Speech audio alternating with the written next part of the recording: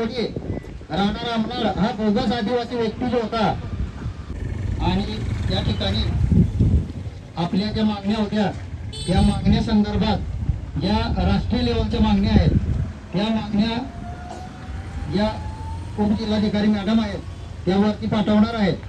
परंतु ज्या स्थानिक मागण्या होत्या त्याबद्दल आपले कार्यकर्त्यांनी सुनील गायकवाड, नत्तूभाऊ, तापीबाई, श्यामसिंग पाडवे आणि मी असे 5 कार्यकर्त्यांनी त्यांच्याशी सविस्तर अशी चर्चा केलेली आहे.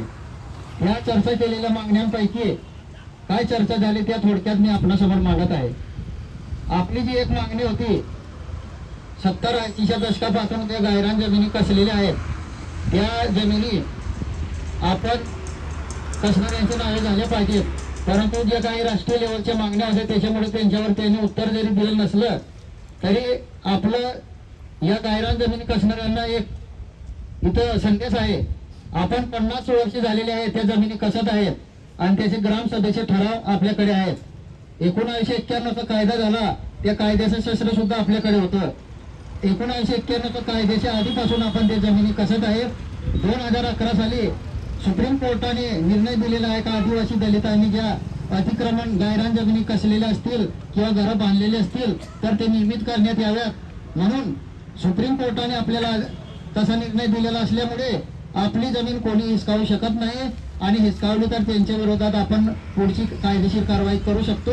आणि म्हणून आपण कुठल्याही परिस्थितीत गायरान जमीन सोडणार नाही आणि कोणाच्या ताब्यात देणार नाही असं या ठिकाणी मी ठामपणे म्हणतो.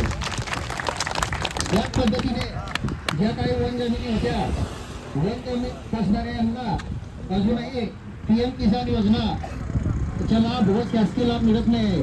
त्याच्याबद्दल मॅडमांची चर्चा केली असता त्यांना सांगितलं की जोपर्यंत फार्मर ID उपलब्ध होत नाही तोपर्यंत PM किसान योजना किंवा नुकसान भरपाई अशा योजना शेतकऱ्यांना मिळू शकत नाही वन पट्टेधारकांना.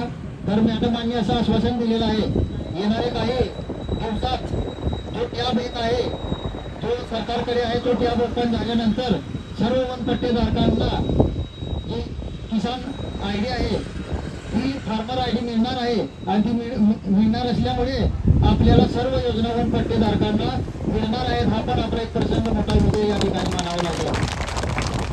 त्याच्यानंतर आपली जे काही मागण्या होत्या राष्ट्रीय लेवलचे ते वरती पाठवणार आहेत.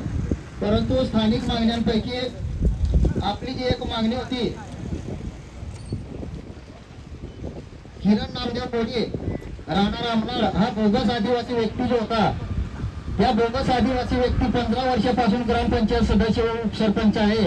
त्याने अजूनही जात वैधता प्रमाणपत्र सादर केलेलं नाही आणि त्याचं सदस्यत्व रद्द करण्याचा अधिकार हा कलेक्टरांना असतो. त्याप्रमाणे गेले 4 वर्ष आपण सतत निवेदन या ठिकाणी दिलेले आहेत. तरी देखील कलेक्टर मॅडम असू द्या किंवा या आधीचे कलेक्टर असू द्या त्यांनी त्याचं सदस्यत्व रद्द केलेलं नसल्यामुळे मॅडमांना स्पष्ट ताकीद दिलेले आपण जर येत्या काही दिवसात किरण नामदेव कोळीचं जर सदस्यत्व रद्द झालं नाही तर या ठिकाणी आम्ही उपोषण करणार असल्याने त्यांना स्पष्ट सांगितलं असल्यामुळे त्या मॅडमांनी लगेच तो जो मुद्दा आहे तो त्या याच्यावर आणलेला आहे आणि येत्या काही दिवसातच किरण नामदेव कोळीची फाईल ओपन करून त्याच्यावर कारवाई करण्याचे संकेत त्यांनी आपल्याला दिलेले आहेत. याचप्रमाणे जे तळोदा येथील जे PI आहेत राजन मोरे जेव्हापासून तळोदा या ठिकाणी ते आलेले आहेत आल्यापासून गेल्या 2 महिन्यापासून भाजीपाला विक्रेते असतील, रिक्षा चालक असतील, टेम्पो चालक असतील नुसत्या मधल्या रस्त्याने गेले तरी उतरून काठीने मारहाण करतात, लाथाबुक्क्यांनी मारहाण करतात. अशा माणसावर ताबडतोब कारवाई केली पाहिजे म्हणून मी स्वतः त्या ठिकाणी बोललेलो आहे. त्यावेळी त्या ठिकाणी मॅडमांनी सांगितलं आम्ही संबंधित police department SP साहेबांमार्फत तळोद्याचे PI Rajan More यांना आम्ही कळवणार आहोत आणि आम्ही स्पष्ट सांगितलेलं आहे त्यांनी जर कायदा सुव्यवस्था हातात घेतला तर त्याला तळोद्यामध्ये राहण्याचा कुठलाही नैतिक अधिकार नाही. पोलीस असू द्या कोणी असू द्या कायदा सर्वांसाठी समान आहे आणि त्यामुळे पोलिसांनी समानपणे कायद्याच्या याच्यामध्ये वागलं पाहिजे आणि विनाकारण कुठल्याही माणसावर हात उचलण्याचा लाथाबुक्क्यांनी मारण्याचा अधिकार कुठल्याच PI असू द्या किंवा SP साहेबांना नाही आहे. आणि म्हणून त्या राजन मोरेला समज द्यावी असं आम्ही या ठिकाणी मागणी केली असता त्यांनी स्पष्ट आश्वासन दिलेलं आहे की आम्ही लगेच येत्या काही 2 दिवसात त्या तळोदा पियायला पत्र काढतो आणि त्यांना अशी स्पष्ट ताकीद देतो कोणाला असं करू नये म्हणून.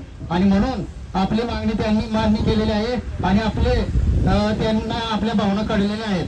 याच्या पुढे जर तळोदा पीआयने जर काही त्रास दिला कोणाला तर त्याचे व्हिडिओ काढावेत असं मी या ठिकाणी स्पष्ट सांगतो. कोणाला मारहाण केली तर त्याला हे केलं पाहिजे. शेवटचा एक मुद्दा सांगतो. आरटीओ पोलिसांनी, नंदुरबार आरटीओ पोलिसांनी जे मेमो पाडण्याचं सत्र सुरू केलेलं आहे. सर्वसामान्य गरीब माणूस असेल, ज्याने काबाड कष्ट करून छोटंसं वाहन घेतलेलं असेल, त्या वाहनामध्ये तो उदरनिर्वाह करण्यासाठी पोट भरत असेल आणि त्या वाहनाचा गरीब लोकांचे वाहनं अडवले जातात आणि त्याच्यामध्ये 5 मिनिटाच्या तिथं मेमो फाडला जातो आणि तो मेमो असतो 32,000, 30,000, 36,000. मात्र जेव्हा आरटीओ ऑफिसला भेट दिली जाते तेव्हा 1,80,000, 70,000 असा फाईन आकारला जातो. हे कुठल्या कायद्यात आहे का असं आम्ही मॅडमांना सांगितलेलं आहे. त्याच्यावर मॅडम हसत होत्या आणि गप्प राहिल्या. परंतु येत्या 5-6 दिवसामध्ये आरटीओला बोलवलं पाहिजे. त्याच्यानंतर जे काही संबंधित विभागाचे अधिकारी आहेत त्यांना बोलवून आमचे शिष्टमंडळ परत भेटणार आहे. त्यांना आम्ही जाब विचारणार आहोत. जर जुन्या वाहनांचं जर एवढं तुम्हाला काय वाटत असेल तर जिल्ह्यामधले सगळे जुने वाहन बंद करून भंगारमध्ये विकून सरकार जमा करून त्या लोकांना ते अमाऊंट, त्या वाहनाची अमाऊंट दिली पाहिजे. आणि लायसनचा जर मुद्दा तुम्हाला पाहिजे असेल तर आरटीओ पोलिसांनी जागेवर लायसन देण्याची व्यवस्था केली पाहिजे असं मी मॅडमांना त्या ठिकाणी सांगितलेलं आहे. आणि म्हणून या ठिकाणी आरटीओ पोलीस असू द्या, कोणी असू द्या, जर चोकीचा फाईन घेत असेल तर त्यांच्या विरुद्ध सुद्धा आपल्याला कायदेशीर कारवाई करण्याचा अधिकार भारताच्या संविधानाने दिलेला आहे. आणि म्हणून ते सुद्धा मॅडमांनी गांभीर्य घेतलं आहे. म्हणून येत्या काही दिवसामध्ये जर सुधारणा झाली नाही तर आपण सगळ्यांनी त्यांचे व्हिडिओ करावेत. पोलीस मारत असतील त्यांचे व्हिडिओ करावेत आणि आपण कायदेशीर मार्गाने त्यांच्यावर गुन्हे दाखल करणार असं या ठिकाणी सांगतो.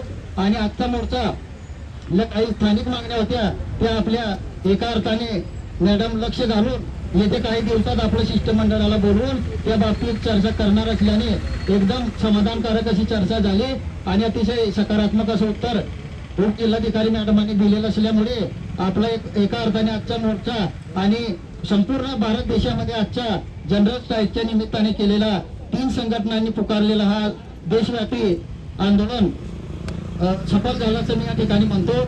आणि तुम्ही सर्वजण या मोर्चामध्ये सामील झाला त्याबद्दल तुमचे सर्वांचे आभार मानतो आणि माझे 2 शब्द संपवतो. इन्कलाब जिंदाबाद.